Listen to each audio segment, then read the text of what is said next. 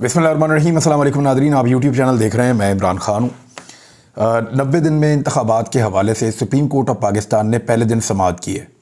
इस पे मैं आपको ख़बरें दूंगा आज कि अब मामला कहाँ जाएगा और कंट्रोवर्सीज़ कौन कौन सी पैदा होने जा रही हैं और सुप्रीम कोर्ट ऑफ पाकिस्तान इन मामलात को कैसे देखेगी। दूसरी जानिब मरीम नवाज़ ने पाकिस्तान के हाजिर सर्विस जजेस के ऊपर ये अलगार कर दी है, उनके ऊपर घिनौने और भोंडे इल्ज़ामात लगाए हैं। इसके बारे में मैं आपको बताऊंगा कि पाकिस्तान के अंदर जो है वो एक आइन तो है लेकिन दो दस्तूर हैं अलग अलग। गरीब के लिए अलग है, अमीर के लिए अलग है, एलीट क्लास के लिए अलग है, मिडिल क्लास के लिए और लोअर क्लास के लिए अलग है। और उसकी एक मिसाल और भी है मेरे पास, वो भी आपको बताऊँगा। जेल भरो तहरीक कहाँ तक पहुँची, हुकूमत उसको नाकाम करने के लिए क्या कुछ कर रही है, जबकि पाकिस्तान तहरीक इंसाफ के पास कौन से ऑप्शन बाकी हैं उन पे भी हम बात करेंगे। जो सबसे बड़ी चीज़ है और बड़ी खबर है वो चीफ जस्टिस ऑफ पाकिस्तान के रिमार्क्स हैं। उन्होंने कहा कि इलेक्शन 90 दिन में होने चाहिए, आइन के खिलाफ वर्जी बर्दाश्त नहीं की जाएगी।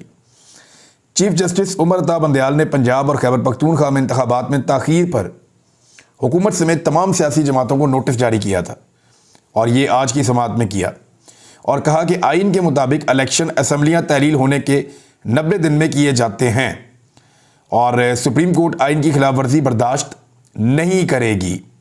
सुप्रीम कोर्ट के चीफ जस्टिस उमर अता बंदयाल की सरबराही में पंजाब और खैबर पख्तूनख्वा में इंतखाबात पर अज खुद नोटिस केस की समाअत 9 रुकनी लार्जर बेंच ने की है। इस बेंच के अंदर जो जज शामिल हैं मैंने आपको कल भी बताया था, ज़रा सुन लीजिए क्योंकि जजेस के जो नाम हैं ये आपको आने वाले दिनों में खबरों में बहुत ज़्यादा मिलेंगे। बेंच में चीफ जस्टिस उमर अता बंदयाल साहब, justice Ijazul Ahsan, justice Munib Akhtar, justice Mazahir Ali Naqvi, justice Muhammad Ali Mazhar, justice Yahya Khan Afridi, justice Mansoor Ali Shah, justice Athar Minallah और जस्टिस जमाल खान मंदोखेल इसके अंदर शामिल हैं। और इसमें जो अली ज़फ़र साहब हैं वो नुमाइंदगी कर रहे थे पाकिस्तान तहरीक इंसाफ वालों की और सदर पाकिस्तान के हवाले से वो कुछ चीज़ें लाना चाहते थे। कुछ डिस्कशंस आज हुई हैं लेकिन कुछ सवालात भी पैदा हो गए हैं। एक तो जस्टिस मंदोखेल साहब ने ये कहा कि अज खुद नोटिस के ऊपर उन्होंने बार बार इशारा किया और नुक्ता उठाया कि क्या अज खुद नोटिस हो सकता है, तो चीफ जस्टिस ऑफ पाकिस्तान ने उसका रिप्लाई भी किया। लेकिन अब ये क्योंकि केस है और सुप्रीम कोर्ट ऑफ पाकिस्तान इसको सुन रही है, इसमें इस नुक्ते को भी ज़ेर बहस लाया जाएगा। दूसरा जो इम्पॉर्टेंट नुक्ता है वो एक और जो उठा दिया अतर मिनुल्ला साहब ने कि क्या ये जो असम्बली की तहलील हुई है, असम्बलियाँ तहलील हुई हैं, इनके हवाले से उन्होंने एक नुक्ता उठाया अतर मिनुल्ला साहब ने। वो मैं एज इट इज़ आपको पढ़ के बता दूँ कि अदालती मामला है तो उसको उसी तरह जाना चाहिए। इसमें अतर मिनुल्ला ने सवालात उठाए कि असम्बली तोड़ने का इख्तियार इस्तेमाल करना जो है उसका भी जायज़ा लेना चाहिए। क्या वज़ीर आला सियासी रहनुमा की हदायत पर असम्बली तोड़ सकते हैं? अवाम ने नुमाइंदों को 5 साल का मैंडेट दिया था, देखना होगा कि वज़ीर आला ने असम्बली तोड़ने का इख्तियार का इस्तेमाल दुरुस्त किया या नहीं।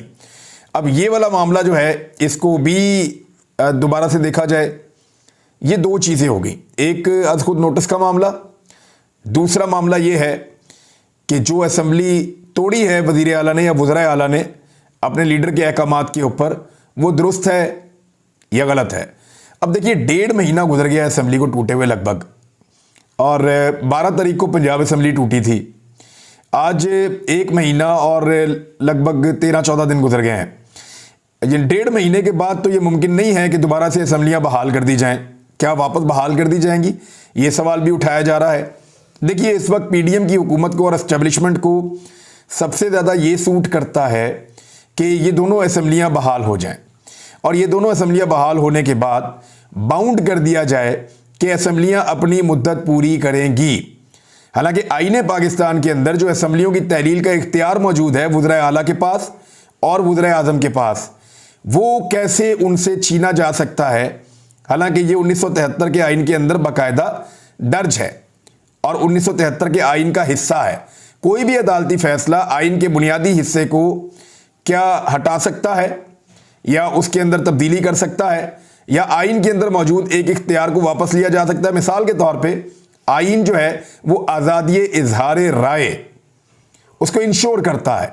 तो क्या अदालत कह सकती है कि आज के बाद पाकिस्तान में इजहार राय की आज़ादी नहीं होगी, या बुनियादी इंसानी हकूक़ और बहुत सारी चीज़ें हैं वो आइन का हिस्सा है।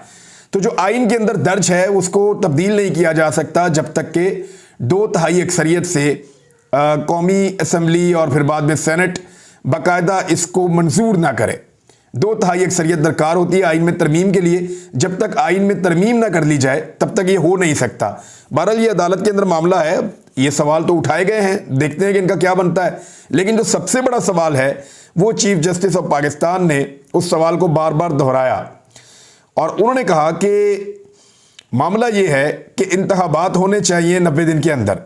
आईने पाकिस्तान ये कहता है, दिन जो हैं वो पीछे कम रह गए हैं और अब ये अदालत के अंदर मामला आ गया है।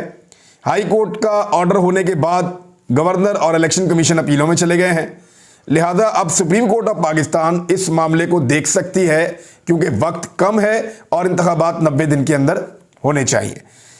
अब इसमें जो हुकूमत की कोशिश होगी वो क्या होगी? हुकूमत और उनके वकला ये कोशिश करेंगे कि इस केस को डिले करें, इसको लंबा करें और इसको वहाँ तक ले जाएं जहाँ से 90 दिन के अंदर इलेक्शन होना मुमकिन ना रहे।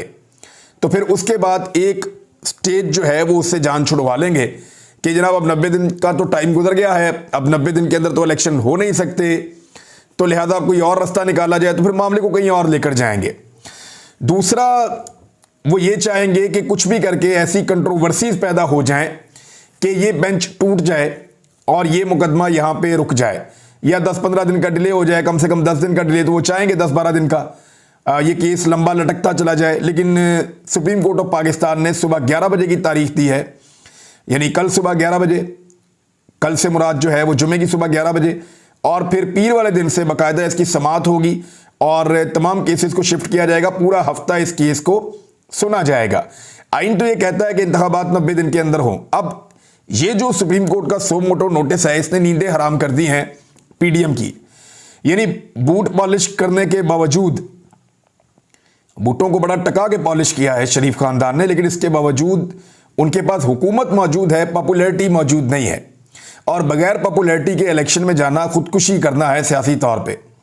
मरियम नवाज साहिबा और नवाज शरीफ साहब, इन्होंने बगौर जायजा ले लिया है पंजाब का घूम फिर के।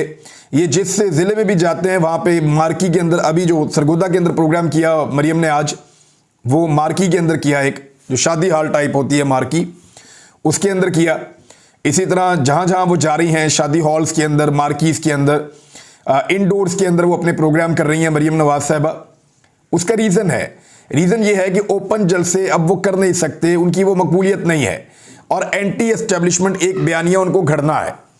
तो बूट पॉलिश उन्होंने टकाकर किए हैं और पूरे पाकिस्तान ने बूटों की चमक देखी है और बूट इतने ज़्यादा चमक रहे हैं कि पूरी आबोताब के साथ पूरे पाकिस्तान में चमकते हुए दिखाई दे रहे हैं। और हाथ और मुंह इतने काले हो चुके हैं कि लोगों को पता चल रहा है कि इन हाथों से बूट पॉलिश किए गए हैं और ये वो मुंह हैं जिन्होंने बूट पॉलिश किए हैं। तो अब इस वक्त एंटी एस्टेब्लिशमेंट बयानिया कैसे घड़ा जाए, कैसे सामने लाया जाए? हमने आपको खबर दी थी जब मरियम नवाज लंदन में थी तो नवाज शरीफ ने और इन्होंने मिलकर तय किया था कि 5 बंदों को हम टारगेट करेंगे। अब जो है उनके अंदर से एक बंदा निकाल के एक बंदे का इजाफा कर दिया गया है। जनरल रिटायर कमर जावेद बाजवा जो है, उनका नाम उसके अंदर शामिल नहीं है। और 2 हाजिर सर्विस जजेस के ऊपर मरियम नवाज साहिबा ने वो जहर उगला है और इस लेवल की गंदी तनकीद की है कि मैं यहाँ पे आपको ना सुनवा सकता हूँ ना आपको मैं वो बताना चाहता हूँ। 2 जजेस, जस्टिस एजाजुल एहसन साहब और जनाब जस्टिस मज़ाहिर अली नकवी साहब, इन दोनों के ऊपर मरियम नवाज साहिबा ने कीचड़ उछाला है। और अभी तक जब मैं ये वीलॉग रिकॉर्ड कर रहा हूँ, पाकिस्तान की किसी हाई कोर्ट ने, पाकिस्तान की सुप्रीम कोर्ट ने किसी जगह पे किसी किस्म का तौहीन अदालत का या जजेस की तौहीन का नोटिस नहीं लिया है। मैं आपको याद दिला दूँ, आज से कुछ अर्सा पहले साबिक वज़ीर आज़म इमरान खान साहब ने एक खातून जज जो मातहत अदलिया की जज थी, जस्टिस ज़ेबा साहिबा, उनके बारे में ये उनका नाम लेकर रिमार्क्स दिए थे कि अकाउंटेबल करना, या जिस तरह की उन्होंने बात की थी, तो उसके ऊपर दहशतगर्दी और तौहीन अदालत और इस किस्म के बहुत सारे केसेस जो है वो बना दिए गए थे इमरान खान साहब पे। और उस वक्त पूरा मुल्क जो है वो बड़ा हसास हो गया था और मुल्क के अंदर जो है वो जजेस के रिमार्क्स भी बड़े सख्त थे इस मामले के अंदर। और सब जो है वो बहुत गुस्से में थे। ऐसा लगता था कि इमरान खान साहब ने कोई गुनाह कबीरा कर दिया है ये वाली बात करने के बाद, लेकिन उसकी इंटेंसिटी बहुत कम थी जो आज मरियम नवाज ने किया है। मरियम नवाज ये कर क्यों रही हैं, ज़रा इसको आप समझिए। नवाज शरीफ को ये नज़र आ गया है कि इलेक्शन तो अब वो जीत नहीं सकते, तो वो चाह रहे हैं कि इतना गन डाला जाए, इतनी लड़ाई की जाए कि सारे के सारे प्रोसेस को मुतनाज़े कर दिया जाए और उस तनाज़े के अंदर से अपनी पॉपुलैरिटी निकालने की कोशिश की जाए। अब पाकिस्तानी जो है वो इस बात का इंतज़ार कर रहे हैं कि जिस तरह इमरान खान के खिलाफ बाकायदा एक नोटिस लिया गया था और मामले को उठाकर कहाँ से कहाँ पहुँचा दिया गया था, क्या मरियम नवाज के खिलाफ ऐसा किया जाएगा? तो मेरा ज़ाती तौर पे जवाब है कि उस तरह नहीं किया जाएगा। अगर कोई नोटिस हुआ या कोई चीज़ हुई भी तो वो बहुत मामूली होगी। इमरान खान को तो यहाँ तक मजबूर किया गया कि वो जज साहिबा की अदालत में गए और जाकर उन्होंने पर्सनली वहाँ पर खड़े होकर माफ़ी मांगी, लेकिन उसके बावजूद उनकी जान नहीं छूटी। अब मरियम नवाज साहिबा ने ये इसलिए किया कि एक तो अदलिया को मुतनाज़े बना दिया जाए, दूसरा जजेस को टारगेट किया जाए, तीसरा जो फैसला आने वाला है उसको मुतनाज़े बनाकर यह कहा जाए कि यह आईनी तौर पे फैसला नहीं है बल्कि यह हमें दीवार के साथ लगाया जा रहा है, और एंटी एस्टेब्लिशमेंट एक बयानिया घड़ा जाए कि आज भी हमारे खिलाफ कोई साजिशें हो रही हैं। तो ऐसा नहीं है, क्योंकि मरियम नवाज साहिबा ने ये जुमले अपने सहूलतकारों की आशीर्वाद के साथ बोले हैं। मरियम नवाज के ऊपर एस्टेब्लिशमेंट का हाथ है। एस्टेब्लिशमेंट इस मुल्क में इस वक्त कुछ भी देखना चाहती है लेकिन इलेक्शन होता हुआ नहीं देखना चाहती। उसका रीज़न ये है कि उन्हें इस बात का आइडिया है कि इलेक्शन हुआ तो वो शख्स वापस आ जाएगा जिसको हमने बड़ी मुश्किल से और रजीम चेंज ऑपरेशन करके निकाला है, और उसके बदले में पूरी कौम ने हमें बदुआएं भी दी हैं, पूरी कौम ने हमें गालियां भी दी हैं, और पूरी कौम ने हमें मुख्तलिफ अलकाबात से नवाजा भी है, और हमारी बड़ी तौहीन और बड़ी बदनामी हुई है पूरी दुनिया के अंदर। अब एस्टेब्लिशमेंट कैसे बर्दाश्त कर सकती है कि वो शख्स जिसको निकालने के बाद इतने बुरे हालात के अंदर वो अपनी ज़िंदगी गुजार रहे हैं, वो उसको इतने आराम से वापस आने दें? तो मरियम नवाज के खिलाफ कार्रवाई क्यों नहीं होगी, उसका रीज़न अब आपको समझ आ जाना चाहिए, और होगी तो बड़ी खफीफ सी, बड़ी मामूली सी होगी। तो क्या मरियम नवाज को या नवाज शरीफ को बुलाकर कोई पूछेगा कि आपने जजेस के बारे में ये कहा, जवाब दें? कोई पूछेगा कि आपने ये तौहीन की, जवाब दें? कोई मुकदमा दर्ज किया जाएगा? कोई दहशतगर्दी का मुकदमा होगा या कोई ऐसी चीज़ होगी? मेरे ख्याल में नहीं होगी। और सुप्रीम कोर्ट ऑफ पाकिस्तान भी मुझे ऐसा लगता है कि तहम्मुल का मुजाहरा करेगी। उसका जो एक बड़ा रीज़न मुझे समझ आता है बतौर एक सहाफ़त के तालिबे इल्म के, मुझे ऐसा लगता है कि सुप्रीम कोर्ट ये कोशिश करेगी कि वो इस तनाज़े में अपने आप को फंसाने की बजाय, यानी जिस तनाज़े में जानबूझकर उनको घसीटा जा रहा है और उनको कंट्रोवर्शियल करने की कोशिश की जा रही है, वो अपने आप को इस कंट्रोवर्सी से और इस तनाज़े से बचाने के लिए सुप्रीम कोर्ट ऑफ पाकिस्तान आईनी मामलात के ऊपर तवज्जो देगी। और वैसे भी मरियम नवाज के बोलने का इम्पैक्ट पब्लिक के अंदर तो होता नहीं है, क्योंकि पब्लिक में अगर इम्पैक्ट होता तो पब्लिक बहुत बड़ी तादाद में बाहर आती।